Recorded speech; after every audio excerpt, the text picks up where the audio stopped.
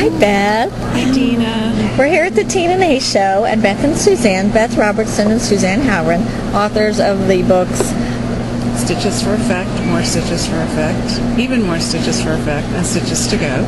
So if you want to know which stitch to use where, there's a really good resource books.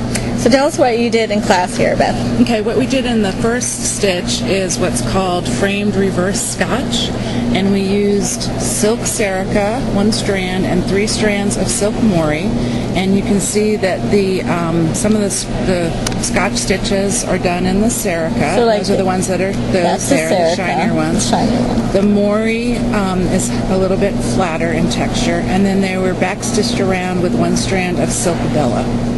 These are 3 chronic silk threads that are dyed to match in the same color range. Serica is a filament silk, so it has a very shiny luster. Mori is a spun silk, so it has a creamier luster. And then Bella is a filament, but it's very thin. So you can use the 3 together to create these really cool effects. And you can see the difference in how the light affects them, and it just makes it almost looks like they're shadowed just a little bit. That's pretty.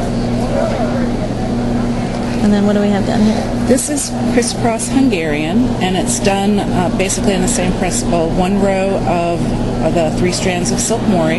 That's the top row. The top row. Then the next row is Serica, and then the row after that is Mori, and it just alternates. And then the cross stitches in between is the 1 strand of the silk Bella. Oh, I see that. That's real tiny. That's really pretty. And again, it just gives you that just a little different light play off the stitch, and gives you a little bit more texture. Oops. You're good. What are some tips for working with the silk threads? You want to make sure that you're working with shorter lengths, and you don't want to drag your silk across the canvas because that will cause it to fray. It's always a good idea to tape the edges, right? Absolutely. Tape your edges, work on a frame, and use a laying tool. Does it matter what tape you use on the edge? It's best to use artistic tape. Or like you buy painter's at tape a paint store? That you can buy at a paint store or at a craft store. The glue from the tape is more, it's like acid-free. Oh, right. It's more gentle to your canvas.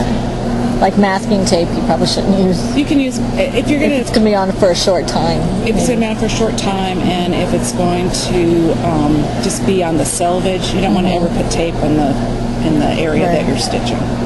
So it's not difficult to work with silk threads. It's not. You just have to remember that you want to keep your thread, don't drag your thread across the canvas, bring it straight up, and when you're stitching with your needle, bring it straight up and down through the holes, and lay them so that they lay next to each other when you're using multiple strands, and then that helps give you more shine from the threads as well. But that's when you're using a silk thread, you're using it to get the beautiful sheen. Correct. And the color, the rich color. So when you use a laying tool, it just helps you maximize that sheen. And also, you don't want your threads to look all twisted.